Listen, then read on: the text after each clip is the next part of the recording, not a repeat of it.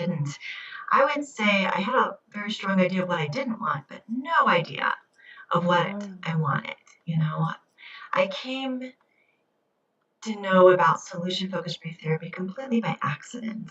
You know, I went on with my master's degree, and one of the jobs that I got because I needed to work full time in order to make a living and go to school full time and do an internship full time. It really was a crazy lifestyle.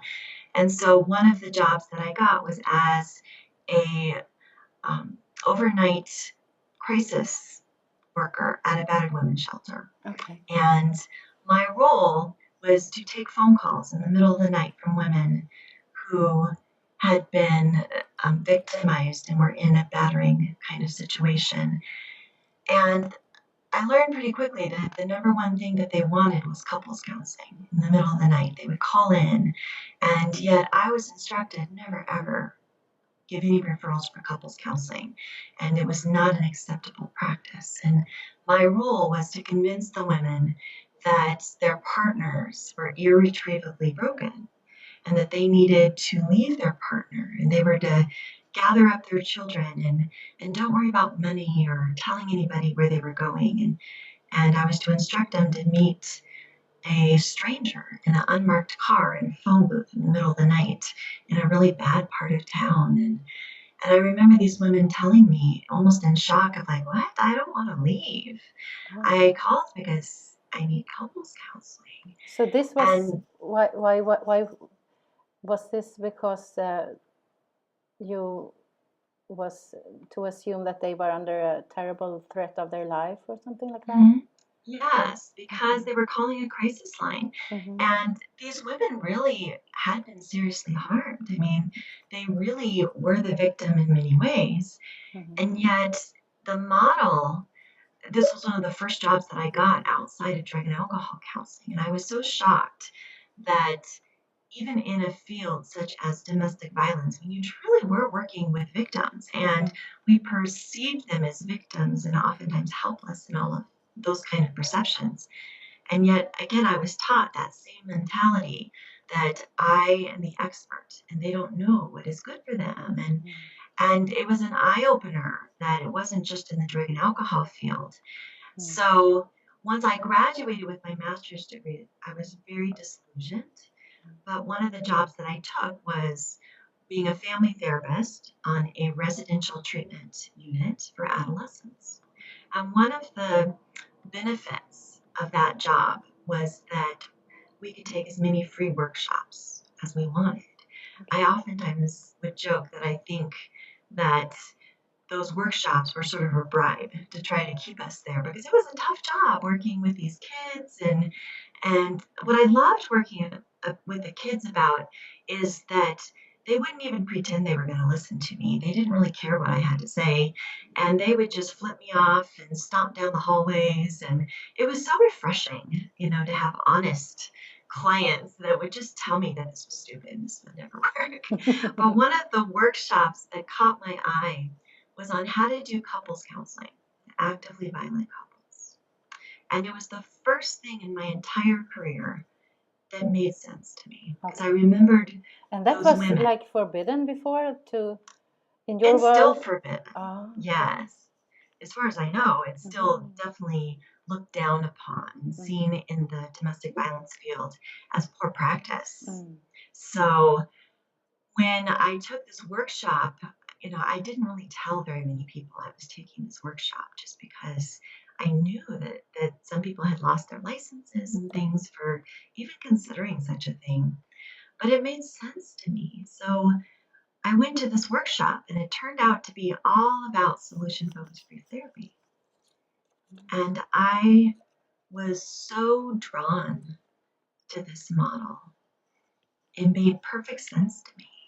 And this workshop leader, he was a gentleman, Jeff Goldman, in Colorado. And I kept going up to him at the break time because he would tell us about this team that he had with him and other professionals that they saw people.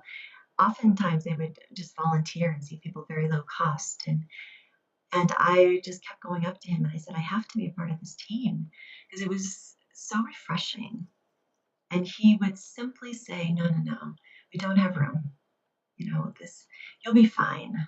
And oftentimes I look back and I'm very grateful it was a 2-day workshop, because I think finally I just wore the man down, because finally he said, fine, you can come, but shut up, and I'm like, okay. And so he said I could come and just sit behind the mirror and just don't get in the way, is what he would always say to me. And I'm like, okay. So I sat behind that mirror, Oh, and and what kind of mirror was that?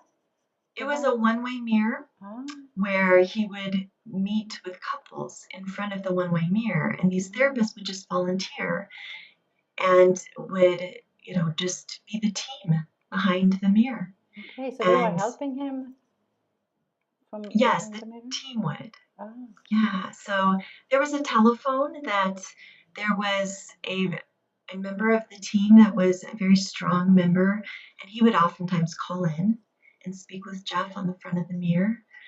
And, other times, halfway through, or maybe 3/4 of the way through, we would switch places, and the team would sit in front of the mirror, and the clients and Jeff would sit behind the mirror. And as a team, we would just sort of talk about what we observed in the clients. And the couple would listen to what we thought about what we were seeing. And then we would switch places again. And the couple would reflect upon what the team just said. And it was such an amazing interaction, because if you read the police reports about this couple, they were couples that normally would frighten most professionals. Very serious violence, very serious stalking or threats. And yet, when you met this couple, you would never ever know that. It was like meeting a completely different couple. And once in a while, we would have these visitors come behind the mirror. They were friends of one of the team members, and I didn't know much about them, but anytime that this one woman would come, she was always put in front of the mirror. And when I would watch her, it was magical. And I was just drawn to her. I didn't know really much about who these people were, but I later learned that they were Insu Kimberg and Steve DeShazer. And I knew I had found my place professionally, but I also knew that I was given a gift to be able to be in a part of this team, even if it was a sort of like a silent observer. And I was gradually encouraged to speak up more and more. And eventually I ended up saving all the money I could and saving my vacation time. And I would pay attention to where Insu or Steve were teaching in the United States. And I would just show up.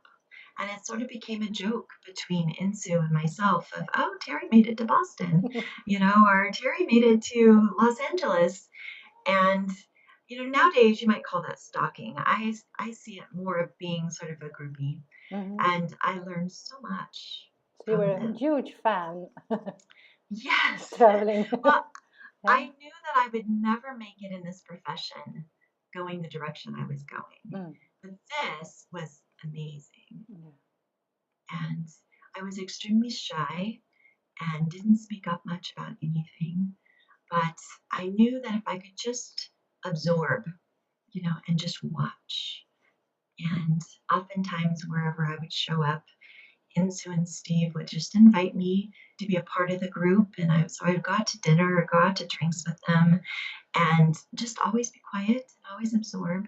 But I learned so much just by being given this gift of hanging out and observing all their workshops, and even just their casual conversations around the dinner table, talking about their cases and just pondering about clients. It's like the context was amazing in itself, because they did something that you never thought you could do, to talk to people who were really in serious trouble and were sort of out of reach of therapy, conventional sort of therapy at that time. So can you tell me something about that? Because it sounds Well, this Fantastic. was a team that was doing its best to learn solution-focused brief therapy. You know, looking back, I have a lot more knowledge now, of course, than I did then. But that outspoken person that I mentioned that was always behind the mirror, that was Charlie Johnson, who at that time was Yvonne Dolan's husband.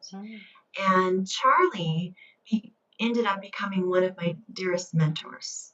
And he is still here in the Denver area, but he really was good at solution focused therapy. He and Yvonne were very close friends with Insu and Steve. And when Insu and Steve would come to Denver, they would always stay at Yvonne and Charlie's house. And Charlie was oftentimes the leader of the solution focused group that was forming here in Denver. And Jeff was always sort of like the front person, the person we always put in front of the mirror. And he he's the one who originally taught me solution focused work, and then I was sort of adopted professionally by Charlie Johnson. And so Charlie Johnson would always be the person that I would go to and still do about questions about how does this work or that work. And he was the one who would bring in Sue and Steve to visit. And at that point, Yvonne was already traveling the world. And so she would be gone for long periods of time. And then she would join the team as well when she was in town. But it was definitely dumb luck, is how I look at it, that I was so privileged to sort of fall into this opportunity by accident. But I knew that it was definitely a professional game changer for me.